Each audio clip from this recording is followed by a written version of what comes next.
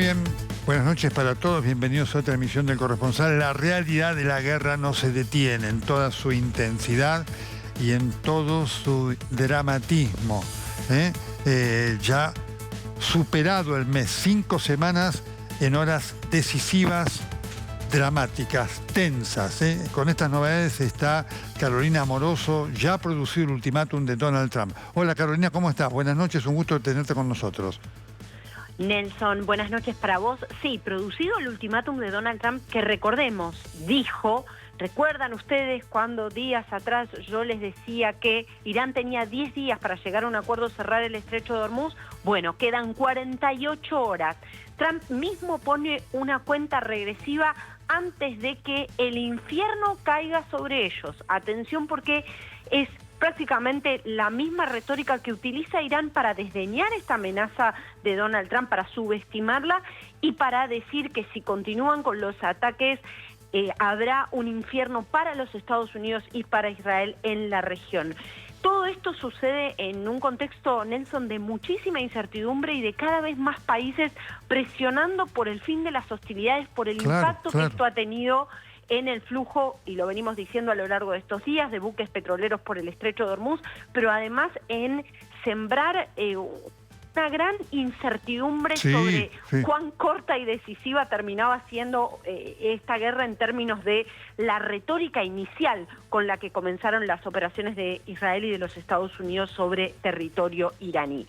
No hay duda sobre cuán disminuido o que ha sido significativamente disminuida la capacidad militar de Irán, pero Irán conserva capacidad de daño. Ayer ha hecho del derribo de este avión de combate, el F-15, una suerte de pieza de propaganda del régimen iraní, y Estados Unidos continuó con la búsqueda de ese piloto restante, pero déjame decirte, Nelson, que me parece que también la retórica de Trump, que esta semana habló de una ventana de 2 a 3 semanas para la finalización del conflicto, y hoy le da a Irán 48 horas de ultimátum, la retórica de Trump también parece obedecer a algunas cuestiones que están sucediendo en la política doméstica de los Estados Unidos y en cierta presión para que haya un horizonte de salida para los Estados Unidos del conflicto en Medio Oriente, ¿no? Efectivamente, Carolina, y eso en estos días allí en Estados Unidos, eso lo palpás. Es muy importante lo que vos mencionás, porque, y atención, hoy hubo un informe, ¿no es cierto?, del Comando de Defensa de Israel, diciendo que Irán tenía una capacidad balística al comienzo de la guerra de 2.500 misiles balísticos, hoy tiene 1.000, lo cual es un número todavía, como vos lo dijiste muy bien, significativo, con capacidad de producir daño, ¿no? Sin dudas, Nelson, por eso te marcaba este derribo casi como utilizado por los medios oficiales iraníes, casi como pieza propagandística y advertencias a los Estados Unidos, o mejor dicho, muestra de su capacidad de daño todavía sobre las fuerzas de los Estados Unidos desplegadas en la región. Por supuesto, nadie duda de del poderío o la, en este sentido, la superioridad en términos de capacidades militares, tanto de los Estados Unidos como de Israel, individualmente y en conjunto, para frente a las capacidades militares de Irán. Pero, Nelson, la verdad es que Irán también tiene desplegado, te diría, una suerte de estrategia asimétrica con grupos terroristas operando en la región y fuera de la región, capaces también de reforzar esta idea de que tiene capacidad de daño y capacidad de ramificar las consecuencias del conflicto a otros actores.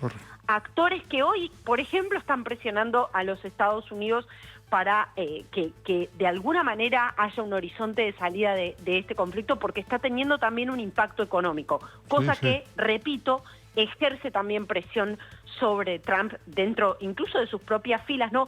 Creo que uno de los datos salientes de la semana, Nelson, y con esto cierro al menos esta reflexión, es que también se le pidió el retiro y la salida al jefe del Estado Mayor del Ejército de los Estados Unidos, Randy George, ¿no? Lo cual hace especular, o al menos preguntarse, si es que hay voces muy importantes en disidencia con la estrategia que se está desplegando en el conflicto en Medio Oriente, ¿no? Bueno, ese es un punto muy importante, Carolina, Atención con esto, porque lo que ha ocurrido, por lo menos en la retórica, y esto me acuerdo que lo hablábamos contigo los otros días, estando en Tel Aviv, que en la retórica apareció un hecho nuevo. El estrecho de Hormuz era algo que no parecía que estuviera, ¿no? Sí. Es decir, porque fíjate vos que Estados Unidos no tomó una medida precautoria para decir, bueno, vamos a ocupar el estrecho de Hormuz ante lo que pudiera ser Irán, ¿no? Y esto lo hablamos contigo. Irán encontró ahí un punto que le ha dado esta fortaleza, este impacto mundial, ¿no es cierto? Y sobre el cual no ha podido habido soluciones. Ya hace 3 semanas que está el estrecho de Hormuz cerrado y todavía no ha podido ser liberado, a pesar de toda la parafernalia armamentística, ¿no?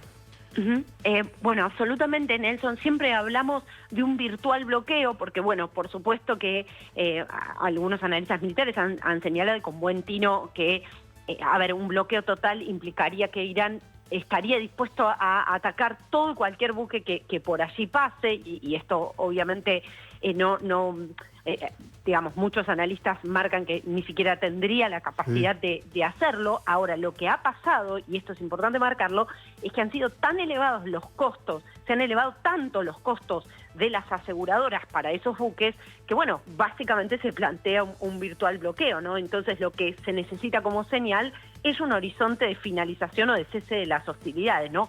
Que hasta ahora no estamos viendo. Claro. Repito, las últimas novedades tienen que ver con que Irán, digamos, le canta retruco a la amenaza de Trump, y les dice, va a ser un infierno para ustedes, para Estados Unidos y para Israel. Realmente es, sin dudas, te diría, un tema que se ha vuelto obviamente también muy central dentro de la política doméstica de los Estados Unidos. Si ves algunas de las tapas de revistas o publicaciones, ¿no? Una de las más famosas que básicamente lo pone a Trump o construye una imagen de Trump buscando una salida del conflicto en Medio Oriente. Déjame marcarte algo también, Nelson, que me parece importante a raíz de todo lo que venimos conversando a lo largo de estas semanas. También bajó completamente la retórica ligada al objetivo, a la agenda del cambio de régimen. Prácticamente de eso no oímos hablar más, al menos no en términos tan explícitos. Ahora, incluso Trump habla, y acá se reconfigura la narrativa de los Estados Unidos, Trump habla de interlocutores que son más inteligentes que los antecesores y demás, cuando sabemos en Irán un cambio de régimen no hubo, y si algo hubo es que ganó poder la línea más dura dentro del régimen de los ayatolás, ¿no? Claro, por supuesto. Atención con esto, Carolina, porque en este contexto, fíjate vos que no se ha escuchado en la última semana, por lo menos, algo que también contigo comentamos en los primeros días, ocurrió durante 2 o 3 semanas, que era este llamado a la rebelión del pueblo iraní en el sentido de que va a ser liberado y demás. Fíjate que eso cesó, porque claramente eso no ocurrió. Es un punto muy importante para tenerlo en cuenta, ¿no es cierto? De la fuerza que todavía internamente tiene un régimen que no ha, debido enfrentar una sublevación, porque para el régimen, de haber habido una sublevación interna de la ciudadanía, las cosas, obviamente, atender una cosa interna y una cosa externa es debilitante. Internamente no hay reporte de que el régimen peligre, y ese es un problema también, contigo lo hablamos y lo hablan los analistas, a la luz de lo que era, por lo menos en la retórica, el discurso. Bueno, nosotros vamos a liberarlos decía Trump, de los líderes para que después el pueblo de Irán actúe. El pueblo de Irán no tiene posibilidades de actuar hasta el momento, ¿no? No, recordemos que además, Nelson, antes del comienzo de esta guerra, Irán venía haciendo noticia en los medios del mundo a partir de protestas muy significativas que se habían desatado, primero inicialmente por el deterioro de las condiciones económicas y de las condiciones de vida, pero luego finalmente también pidiendo un cambio de régimen, y que habían sido brutalmente reprimidas. De hecho, se hablaba de reportes obviamente extraoficiales, porque el régimen iraní lo va a tapar todo, también a través de su aparato de propaganda y de censura, pero se hablaban de miles de muertes en el contexto también de esas protestas, con lo cual el nivel de opresión del que es víctima la población iraní es enorme y viene arrastrándose durante décadas. O sea, esos mecanismos de control, si algo ha pasado es que se han acentuado sobre la población, ¿no? Como suele pasar cuando el régimen se siente externa o internamente amenazado. Y otra cosa de la que venimos hablando también a lo largo de estas semanas es que buena parte de la disidencia está en el exilio y que también Sí. Uno podría preguntarse, ¿puede lograrse un cambio de régimen sin lo que suele llamarse comúnmente botas en el territorio, ¿no? Un despliegue bueno, territorial. ¿qué tema ese, sí, ¿Qué tema ese? Sí. Porque lo del... me detengo en esto para seguir escuchándote, porque lo del piloto del avión es una alerta, ¿eh? Uh-huh.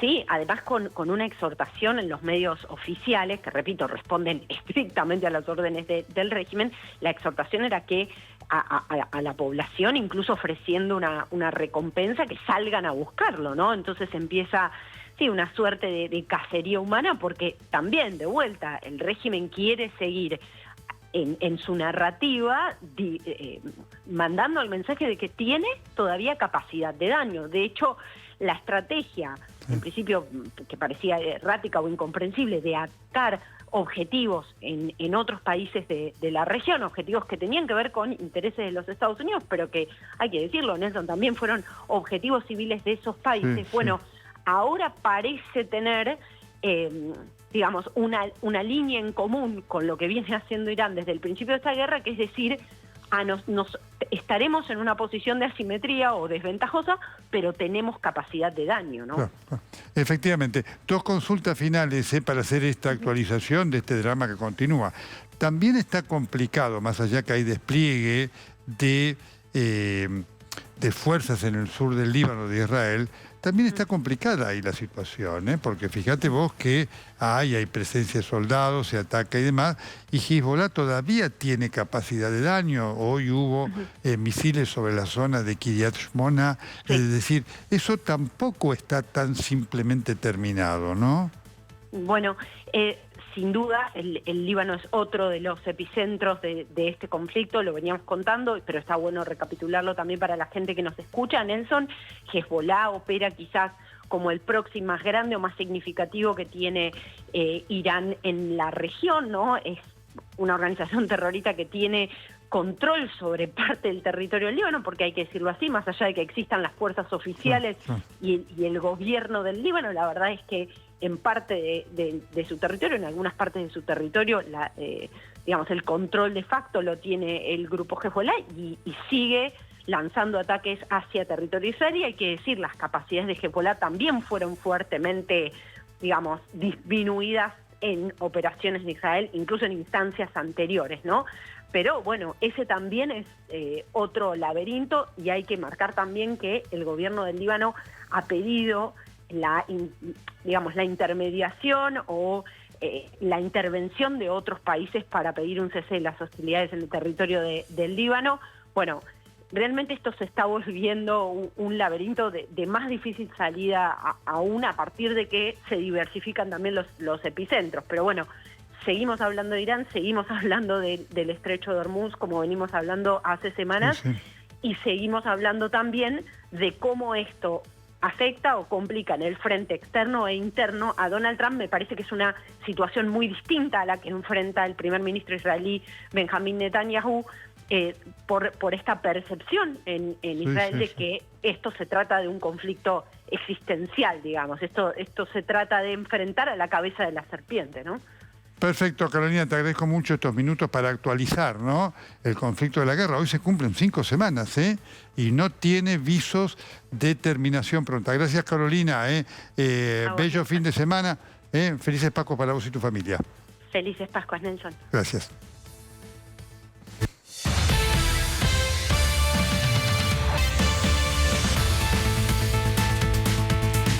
Te escucho pésimo.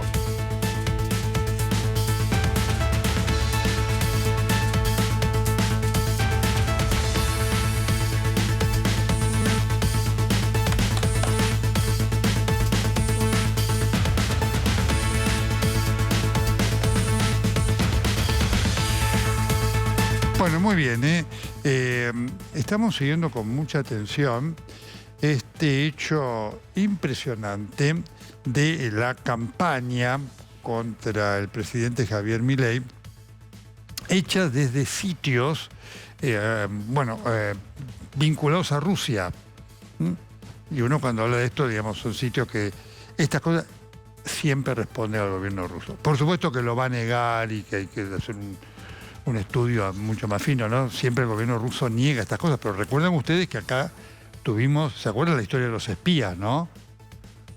Que se fueron a, digamos, un día supimos que estos ciudadanos rusos que estaban acá eran espías y Putin los recibió, ¿sí? Así que este es un descubrimiento muy fuerte del consorcio de periodistas internacionales que viene trabajando fuertemente este tema. Una de las colegas que ha trabajado, Diana, ¿cómo estás? Muy buenas noches. Hola, buenas noches, Nelson. Bueno, es muy impactante esto, Diana. Contanos un poco, contarle al público, nosotros venimos siguiendo cada detalle. Ustedes, quiero decirle a esto, a la gente, todos los colegas que trabajan en este consorcio son de una seriedad absoluta. Este consorcio fue, entre otras cosas, el que descubrió lo de los Panama Papers, para que ustedes vean que no tienen ninguna pertenencia ideológica, son periodistas. ¿Cómo surge esto, Diana? Bueno, vamos a aclarar un par de cosas. No somos el consorcio de los Panama Papers. En realidad, este grupo de medios surgió a partir de que uno de los medios perfecto, buena aclaración, africano, recibió una filtración de documentos en ruso, 76 documentos que suman más de 1.400 páginas en el mes de octubre del año pasado, y a partir de allí reunió a una serie de medios que se especializan en cubrir este tipo de información y que además tienen dominio del ruso y del conocimiento sobre las redes de operaciones de influencia y de propaganda, que no son exactamente lo mismo que el espionaje, aunque operan en mundos similares y que a veces se tocan.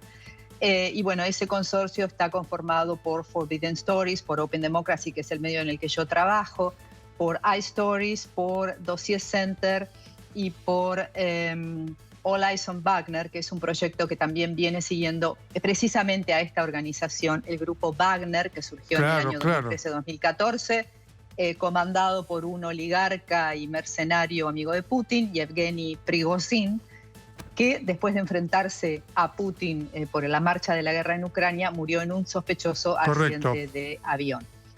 A partir de ese momento se creía que su organización, el grupo Wagner, se iba a desarticular. Lo cierto es que las ramas que tenían que ver con las actividades paramilitares pasaron a control de la inteligencia militar rusa, y las que tenían que ver con influencia política y propaganda, que a eso nos vamos a referir ahora, pasaron a tener, digamos, la supervisión del Servicio de Inteligencia Exterior ruso, SBR. Eso es una de las cosas que encontramos en los documentos. La relación entre la compañía, que vendría a ser la, digamos, heredera de esta organización, y el Servicio Exterior ruso. Muy clara. En esos documentos... La explicación. Te hago pero está muy importante la explicación para que lo entendamos bien, inclusive para algunos que teníamos algunos datos que no eran totalmente claros y ahora queda. ¿Cuánta plata se dedicó a esto? Hay idea, porque esto sale plata además, ¿no? Bueno, nosotros vamos a hablar de los documentos que encontramos y que están datados en el año 2024, entre febrero y octubre y noviembre de 2024. O sea que las operaciones sobre las cuales nosotros nos concentramos fueron las que están relatadas en esos documentos internos. Correcto. Documentos que están dirigidos a los superiores o coordinadores y financiadores de la compañía. Por eso también es importante entender qué historia cuentan esos documentos. Cuentan historias de éxito, que no siempre son así. Claro. A ver, en el caso de Argentina, pero que bueno, se referían a actividades de este tipo en más de 30 países, la mayoría en África, pero también en Bolivia y en Argentina. Mira. Ahí fue donde nosotros nos centramos. Perfecto, está muy claro. El tiempo que decía fue, corregime si lo entendimos mal, entre febrero y octubre, noviembre del 2024, ese es el periodo por lo menos que ustedes encontraron. Exactamente. Bien, importante para ubicarlo porque era recién casi al comienzo del gobierno de Milei. ¿Qué objetivo tenía? ¿Qué buscaban? ¿La desestabilización del gobierno? Sí, en realidad esto empezó de alguna forma cuando el hecho de que asumiera el gobierno cambia las prioridades y los alineamientos políticos que tenía la Argentina. China. En este caso particularmente referido a la guerra de Rusia contra Ucrania. Claro. El gobierno anterior tenía una postura más bien Claro. y mantenía relaciones, digamos, amistosas con Rusia. Claro. Milei fuertemente se alinea con Estados Unidos y sale a hacer una defensa de Ucrania, lo invita al presidente Zelensky a su investidura y después se suma al grupo de países, al grupo de apoyo, al grupo de contacto de países que apoyan a Ucrania en la guerra. Esto es lo que de alguna manera enciende la alarma para Rusia y determina que empezaran, digamos, estas operaciones. Hay varios tipos de operaciones. Primero se hacen operaciones de inteligencia que tienen que ver con reunir datos sobre el país, es decir, encuestas para recabar el estado de la opinión pública, sobre distintos aspectos de la vida del país, perfiles de figuras políticas, de partidos políticos, de dirigentes sindicales y de otras personalidades que puedan incidir en el debate público. Y en determinado momento ya se plantean operaciones de desinformación. Exactamente.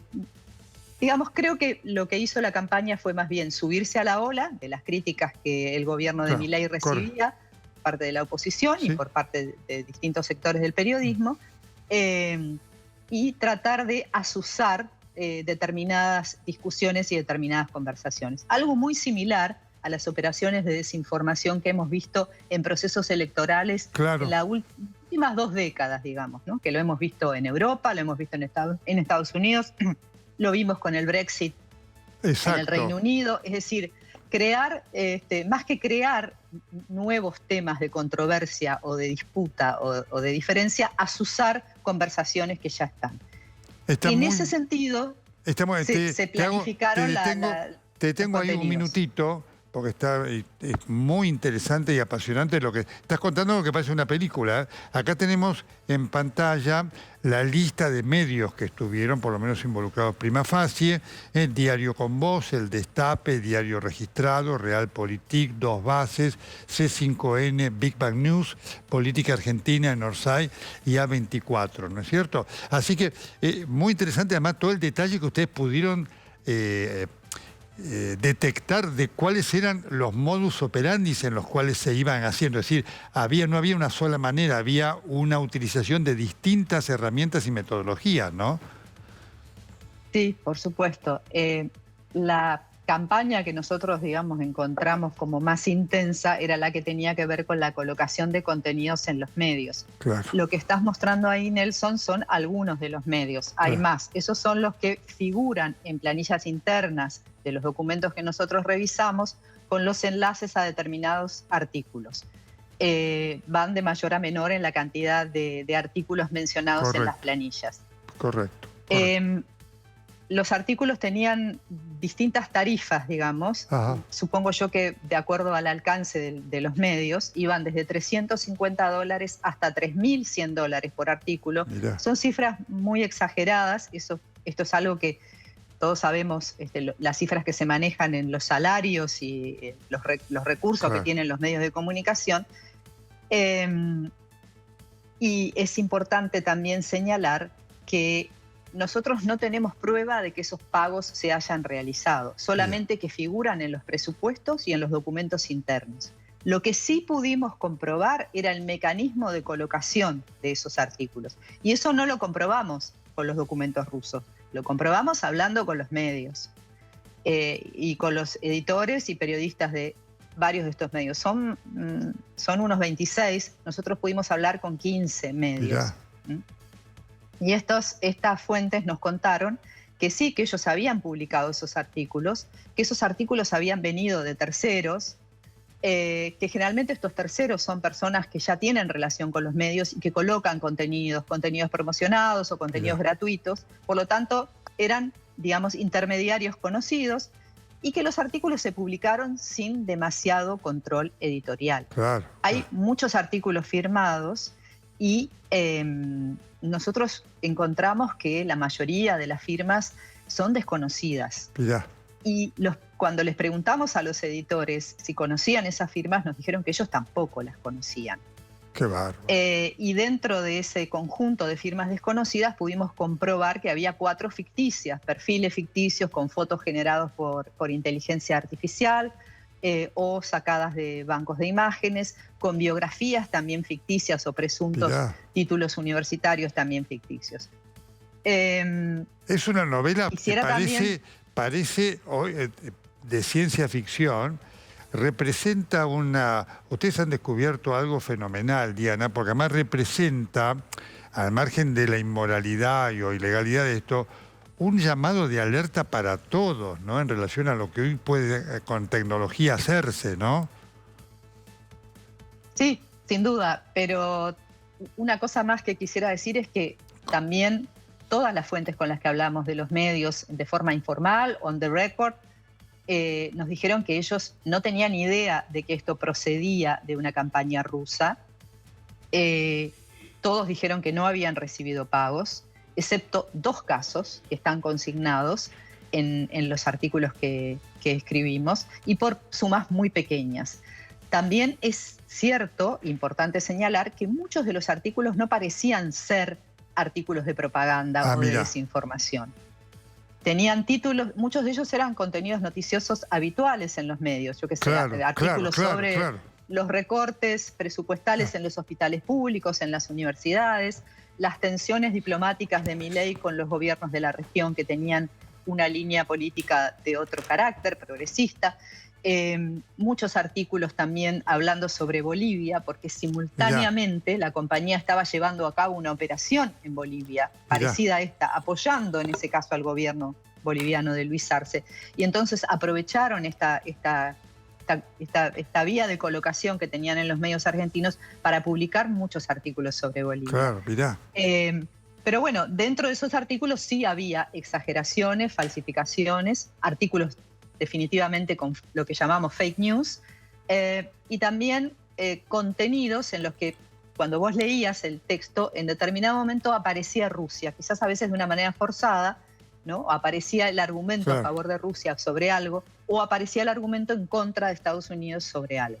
Claro, claro, muy importante. Es fenomenal todo este trabajo. Te estamos escuchando, Diana, te repito, como si estuviéramos viendo una 007. Quiero decirte, así que los quiero felicitar por este trabajo, que esto, como siempre digo, es lo que hace el periodismo honesto, ¿no? Que cada vez es más necesario e independiente, ¿no? Realmente es un aporte fenomenal que han hecho ustedes de una maniobra que no solamente se limitaba a la Argentina y Bolivia, sino que estaba presente en el mundo. ¿Esto cesó, Diana, o todavía quedan rémoras a lo mejor en otros lugares? Bueno, como te decía, los documentos nos cuentan la historia hasta el mes de noviembre del 2024. Nosotros sabemos que la misión en Bolivia terminó a fines de noviembre de 2025. Sabemos también que uno de los agentes encargados de las operaciones de contenidos también se fue de la región a fines del noviembre, octubre de 2025. No sabemos qué pasó durante ese año porque no tenemos documentos sobre ese tema. Sí creo que es importante señalar, y en el artículo de Open Democracy lo contamos, que digamos, ninguno de los objetivos que la campaña se puso, que era desestabilizar al gobierno de Milei, terminar radicalmente con el apoyo de Argentina a Ucrania y, digamos, azuzar conflictos con los vecinos, en particular con Chile, ninguna de esas cosas se materializó. Es decir, la campaña no tuvo ni la visibilidad ni la importancia como para hacerse notar, y tampoco generó situaciones que pasaran, digamos, que pasaran a ser visibles para la opinión pública. En ese sentido creo que fue un fracaso, pero también hay algo que señalamos en el artículo y que lo dice incluso un experto en medios, que es Martín Becerra, que hay que tener en cuenta que muchas veces el objetivo de estas campañas es simplemente el sembrar confusión, descrédito en las instituciones democráticas, descrédito en los medios, crear caos, promover el caos. Entonces, también hay que mirarlo como no era tanto contra el gobierno de Milei como contra el país, que de pronto había cambiado de postura respecto de algo que para ellos era importante, que era la guerra en Ucrania, ¿no? Y que pasaba a alinearse a Estados Unidos. Diana, ha sido interesantísimo escucharte, clarificaste muchas cosas de todo esto, y te repito, lo que ustedes hicieron es una muestra de lo que el periodismo honesto, independiente hace y de su importancia, para los países y las sociedades. Te felicito a vos y a todo el grupo que han trabajado en esto y por supuesto el agradecimiento por estos minutos que compartiste con nosotros. Bueno, muchas gracias. Si puedo decir algo más muy breve, en Argentina hay muchos periodistas independientes que hacen su trabajo. En este momento hay una caza de brujas en las redes sociales contra el periodismo. Así es. Nosotros, por supuesto, estamos en contra de eso. Y además queremos decir que esta investigación no se tergiverse. Nosotros no afirmamos que Rusia le pagó a periodistas para escribir fake news, sino que utilizó un mecanismo de colocación de contenidos que es una vulnerabilidad de los medios y que los medios deberían abordar con seriedad.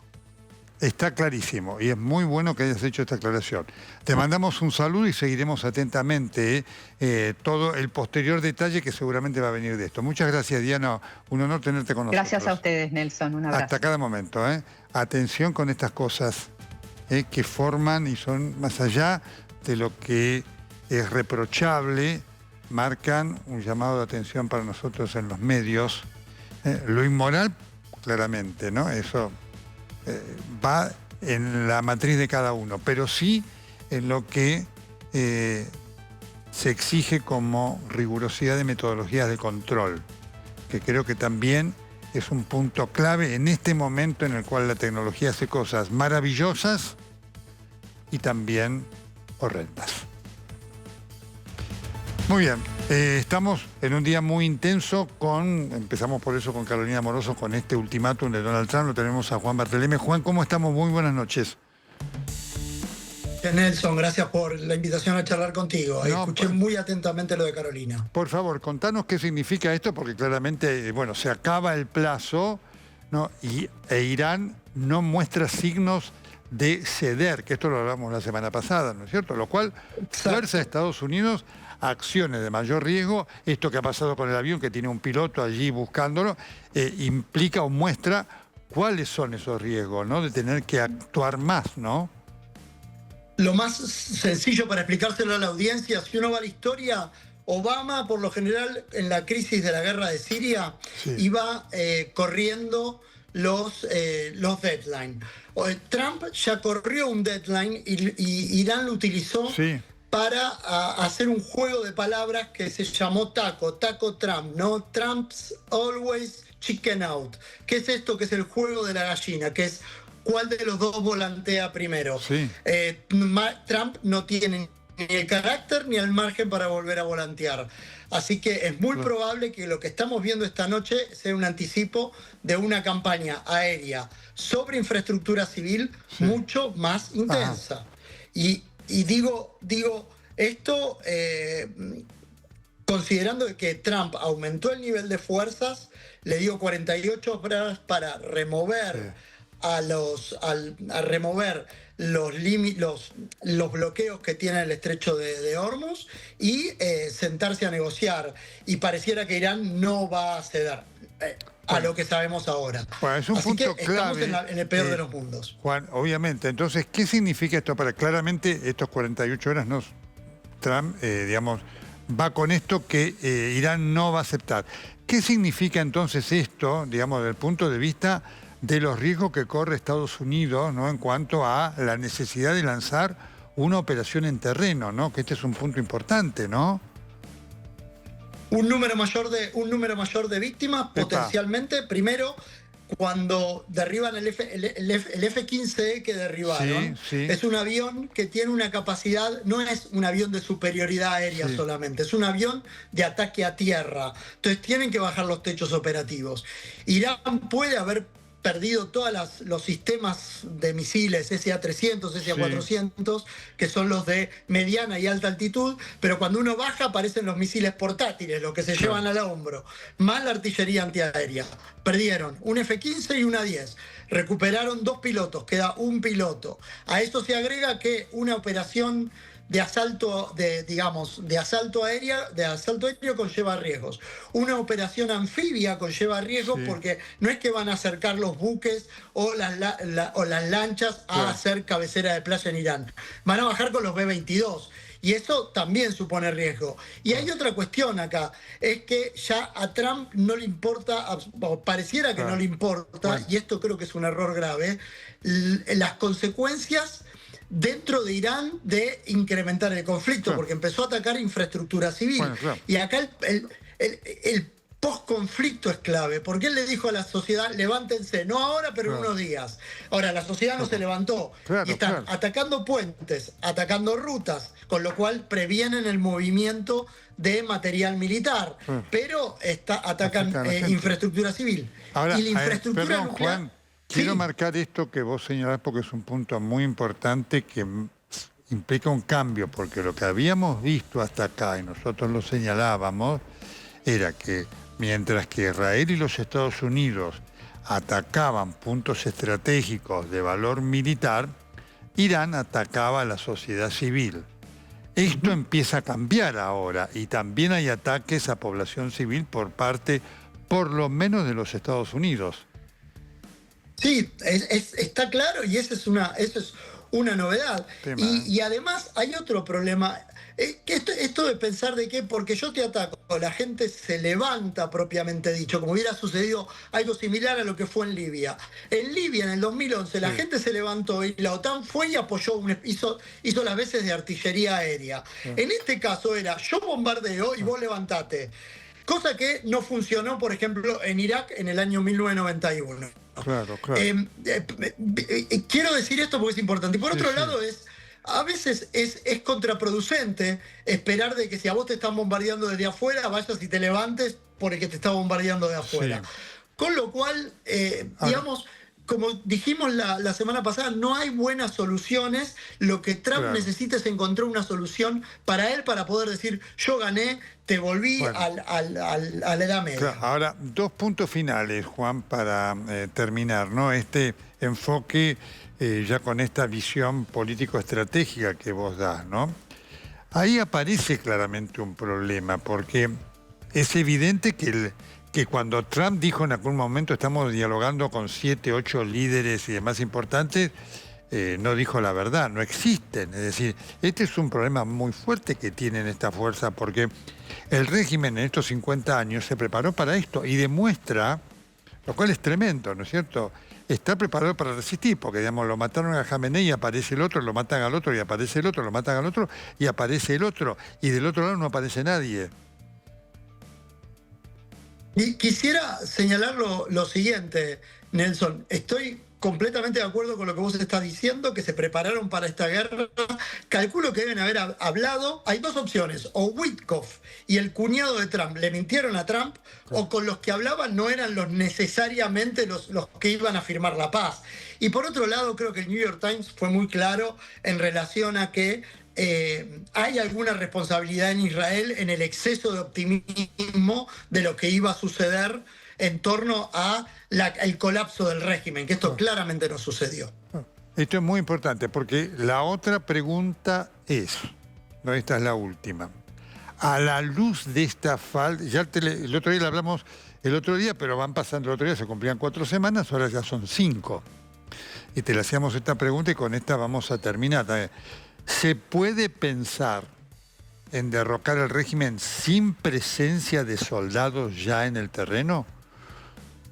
No, y Robert Pape en su libro Bombing to Win fue muy claro. No hay forma de derrocar un régimen o lograr un efecto estratégico sostenido desde el aire. Pero esto viene desde la época, desde principios del siglo XX, cuando irrumpió el poder aéreo en la política internacional, que es este optimismo de que el poder aéreo puede quebrar la espalda de la sociedad, ¿no? Y yo creo que eso no sucede. Juan, como siempre, clarísimo. Seguramente el sábado que viene seguiremos hablando de esto, ¿no? Que no parece tener fin. Muchísimas gracias.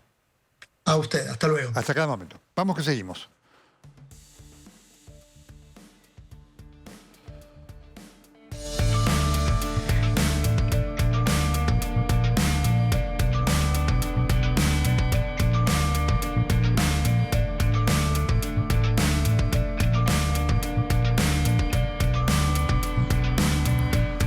Unos minutos al programa hoy a este tema de lo que ha pasado con este anestesista y esta serie anestesista, el fallecido, los otros, el enfermero fallecido, por consumo de drogas con otros, aprovechándose de su situación.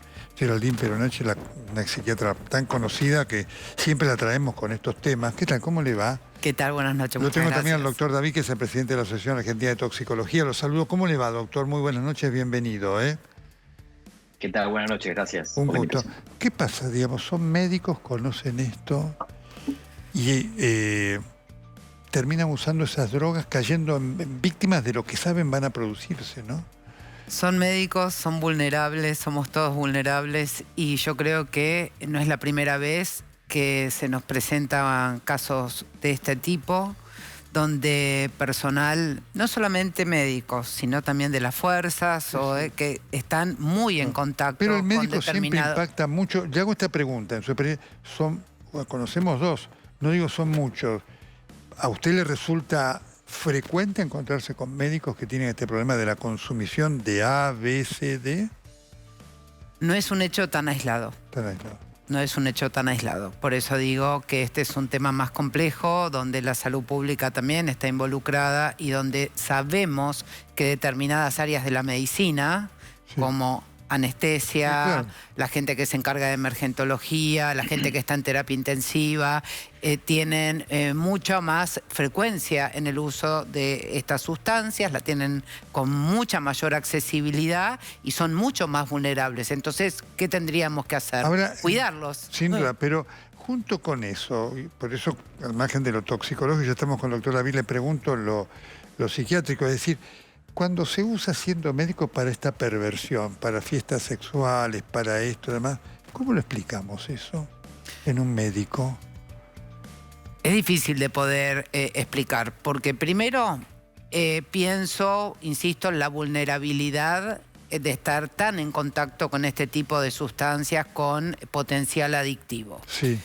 Después pienso en las exigencias de los médicos hoy y sobre todo, insisto, en estas tres áreas donde el abuso va a ser mucho más frecuente, como conversamos recién, y el alivio del cansancio, del dolor, por eso digo, la necesidad de trabajar con ellos para poder desenchufarse de la profesión de otra manera. Y después también, lo que cada vez que vengo acá, Nelson, estamos con alguna sustancia, algún joven que se murió. Los grupos más jóvenes de médicos son mucho más vulnerables porque el consumo en el país y en el mundo va en franco aumento. Entonces, por eso digo, este es un tema mucho más amplio. Doctor, estos son psiquiatras muy jóvenes, psiquiatras son médicos muy jóvenes. Entonces, la tendencia en el consumo abarca a todos. Doctor, ¿sorprendido usted por esto? A ver, hemos visto personal de salud involucrado con este tipo de sustancias, sobre todo el fentanilo. Sí. El propofol es un poco más novedoso en su utilización, pero sí, y en esto abre un poco el espectro, ¿no? Es personal de salud en general que tiene acceso a este tipo de sustancias. Y después sí hemos visto este tipo de ceremonias que se hacen con otro tipo de drogas, habitualmente alucinógenos, otro tipo de cosas, no tan frecuentes, fentanilo y propofol, ¿no? Se usa ketamina, tusi, como dije, alucinógenos naturales del orden de las plantas, por ejemplo, claro, donde se juntan en un grupo y, bueno, una o dos personas mantienen el control y el resto consumen para estar en ese efecto disociativo que produce la sustancia, ¿no? Claro, efectivamente. Es algo que ustedes habían conocido, ¿hay antecedentes en la literatura médica de casos así, digamos, sobre todo de personal de salud, organizando estos viajes de placer o sexual, lo que fuere, con fentanilo, propofol u otras sustancias?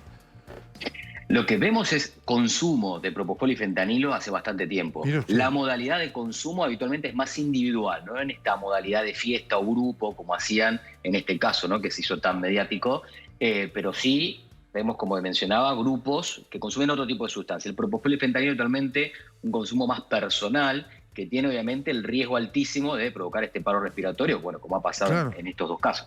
Claro. Claro. De hecho, dentro de sí. medicina está estudiado. Nosotros acá, nuestras estadísticas que están directamente relacionadas también con Europa, las áreas de la medicina que más adictos tiene es, por eso, terapia intensiva, la gente de anestesia y la gente Sí, de sí. emergentología. Por eso insisto que ahí hay que trabajar en prevención. Son muy vulnerables a esto. No, por supuesto, sí. Ahora, es un tema que además estremece, ¿sabe, doctor? No hace falta que lo diga, porque, digamos, esta gente, digamos, ejerce la medicina, ¿no es cierto? Tienen a su cargo cuidado de pacientes bajo la posibilidad que lo hagan bajo los efectos de estas sustancias, ¿no? Eso sí. Sí, acá hay siempre una grabación cuando hablamos de alguien que tiene una situación o un trabajo crítico, ¿no? En donde hay responsabilidad sobre la vida de otra persona. Claro. Puede ser en este caso un médico, un terapista, un anestesista, o puede ser también un conductor, por ejemplo, de un colectivo, Sí, ¿no? por supuesto, por supuesto. O un decisor X que tenga responsabilidad sobre otro. Obviamente ahí nosotros tenemos que poner un foco más importante, ¿no? Para evitar que esto pase, a través, como dice la autora, la prevención, la concientización, ¿no? Y tratando de hacer esto y difundirlo, porque como bien menciona, nosotros vemos un crecimiento sostenido en el consumo de drogas en general, ¿no? Claro, claro. Ahora vemos este caso, pero no es novedad. Claro, claro. Es al menos para los que interesante, trabajamos en esto. es interesante lo que ustedes dos plantean casi sin haber hablado, ¿no? Es decir, hoy la gente consume y uno se estudia en medicina, digamos. ¿Puede ejercer la medicina alguien que consume? Digamos, en el deporte está el antidoping, ¿no es cierto? La pregunta es seria. ¿Puede ejercer la medicina alguien que consume? Consume drogas ilegales, esto me refiero al consumo. Sí, el consumo es humano, ¿no? O sea, independientemente de la profesión que uno tenga. Pero es una pregunta de valor, porque digamos, uno claro. dice, ¿y si este anestesito cirujano viene a operar o a atenderme el clínico bajo los efectos de una droga X? ¿Qué pasa? O el piloto de avión. O el piloto de avión, pero por ¿No? supuesto, por eso el piloto de avión tiene controles, ¿no es cierto? Sí, Digamos. sí, bueno, es que debiéramos implementar en una... ¿Qué pasa con nosotros los médicos, no? Para eso en muchos lugares se implementan políticas de drogas, en donde uno dice, bueno, ¿cómo voy a manejar yo esta situación? Hago quizás testeos que son determinaciones biológicas, testeos y lo refuerzo con campañas. Sí. Y en este caso puedo separar lo que es un consumo agudo de un consumo problemático y me permite a mí poner ese foco al menos sobre situaciones, sobre personas que tienen que tomar una decisión crítica, ¿no? Como mencionábamos recién, sobre la vida de los demás. Esto se está empezando a pasar en todo el mundo, en empresas, trabajos distintos, ¿no?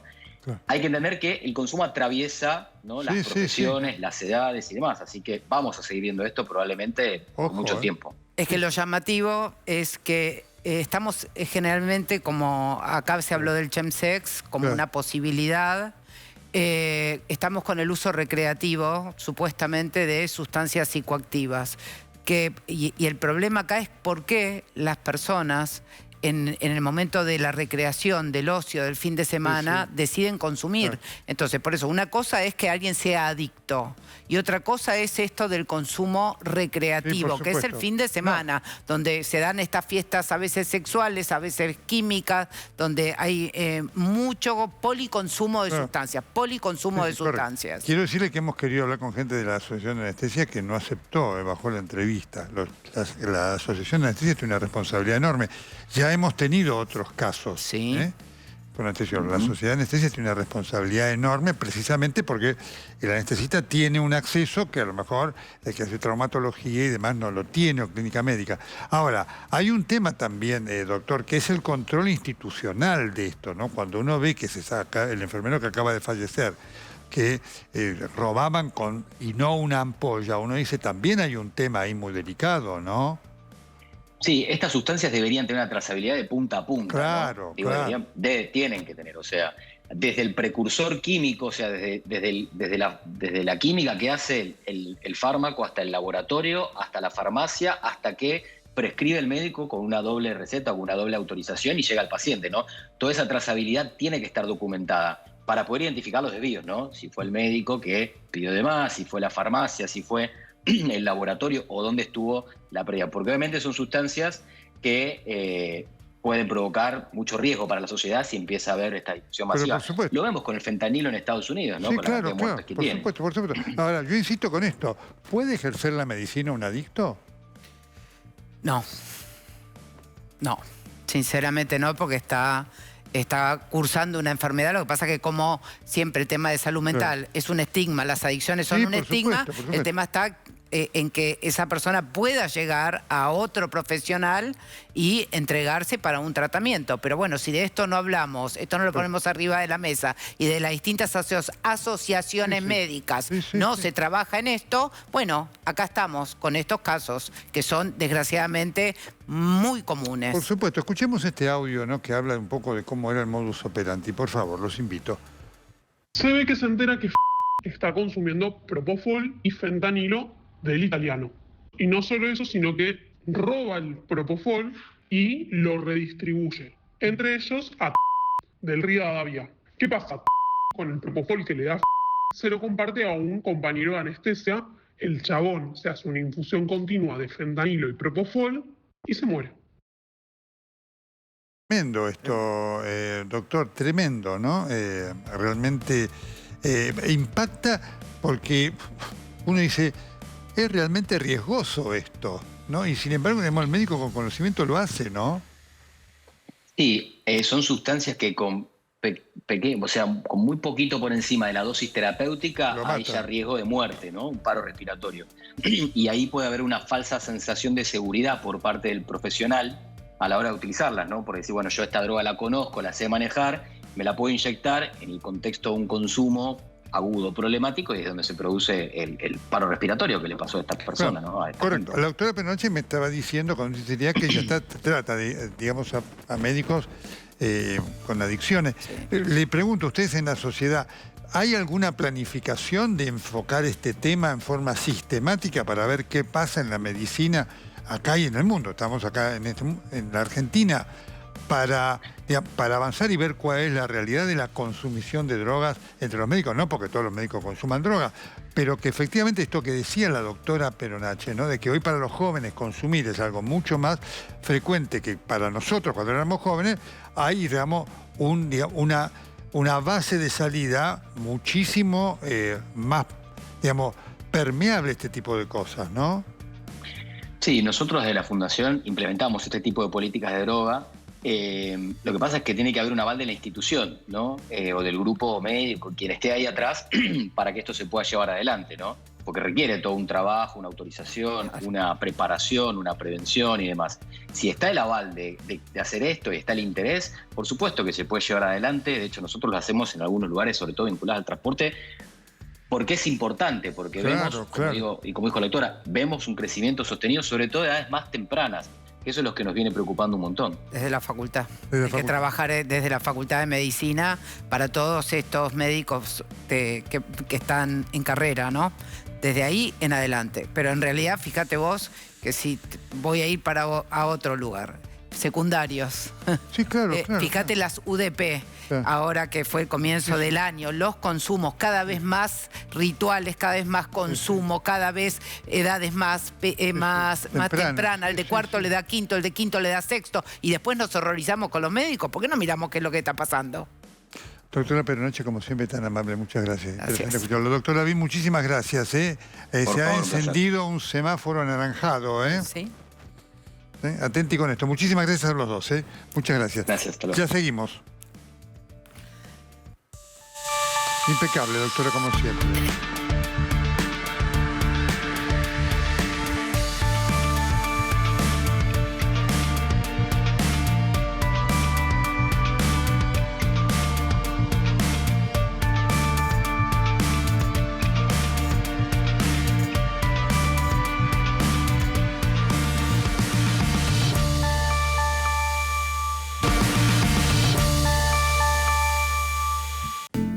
El Trus Joyero Relojero reabrió sus puertas en la esquina de Callao y Quintana, Recoleta. Compramos relojes, alhajas y oro en todas sus presentaciones. El Trus Joyero Relojero, un emblema argentino.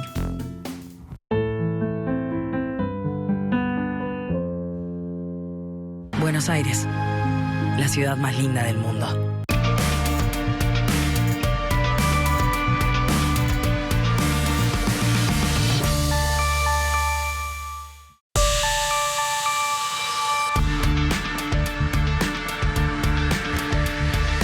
En el final quiero compartir con todos ustedes este momento maravilloso, de los muchos maravillosos que me deparó la cobertura de la misión Artemis con este trabajo fenomenal de Marcelo Funes, de Rodrigo Sánchez Miguel y de Virginia Musante. ¿No? Fue este. Tenemos un pinino que te está escuchando, se llama Nelson Castro. Un discípulo. Me suena, vos sabés que me suena, Nelson Castro me suena, no sé bien por qué, pero ahí me hace una cosita. Hola Nelson, buen día. ¿Qué tal, Mónica? Qué emoción escucharte desde este lugar donde vos nos diste cátedra hace 60 años. Realmente se me pone la piel de gallina y me cuesta hablar, por lo que representa este hito que vos lograste y por el cual, entre otras cosas, estamos acá, por esa historia y esa tradición histórica que tratamos de honrar con tanta humildad y con tanta admiración hacia vos, por contar lo que contaste con aquella precariedad de medios, con esa precisión y con esa vivencia que nos hizo a nosotros estar saliendo a la luna. Me emociona mucho escucharte también. ¿Sabés qué pasa? ¿Sabes qué pasa, Nelson? Es que nosotros siempre como que llegamos últimos, porque teníamos muchas menos posibilidades, menos medios, menos cancha, menos una cantidad de cosas, y los otros siempre tenían mucho más. Hermoso. Así que nosotros teníamos que poner el alma y el corazón y las ganas para reemplazar lo técnico.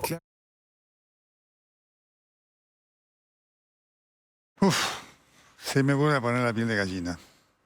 Qué emoción. Un beso para la inolvidable Mónica, que nos dio cátedra y que generó el precedente por el cual estuvimos esta semana compartiendo ese hecho histórico con todos ustedes. Conmovedor. Muy bien, hola, hola, el grosso, Sobó, Nelson. Mirá, como presidente de APTRA, buenas noches. Sí, buenas noches. Quería felicitarte por esta transmisión espectacular que hiciste desde Cabo Cañaveral. Quería decirte, estuve viendo las imágenes, fueron muy fuertes, me emocionaron. Ese plano contrapicado que te hicieron, y vos ahí describiendo el despegue, mientras se veía el Artemis ahí cómo se elevaba al infinito y más allá. Quiero decirte que fue una transmisión cinematográfica. Te mereces un Martín Fierro de oro. ¿Qué digo de oro? De platino. Sobó, Nelson Castro. No, los camarógrafos, así que te invito a que te quedes ahora firme en la pantalla de tele, porque se viene un colega junto con el amigo Tarico. Va a estar Marcelo Polino. Marcelo Polino. En la semana Tarico Fake News. Perfecto. Un abrazo grande. Todos esos videos prohibidos que tengo tuyos los borré. Te quiero. Chao. Bueno, sigan con Tarico Fake News. Bello sábado, felices Pascuas para todos. Hasta la semana que viene.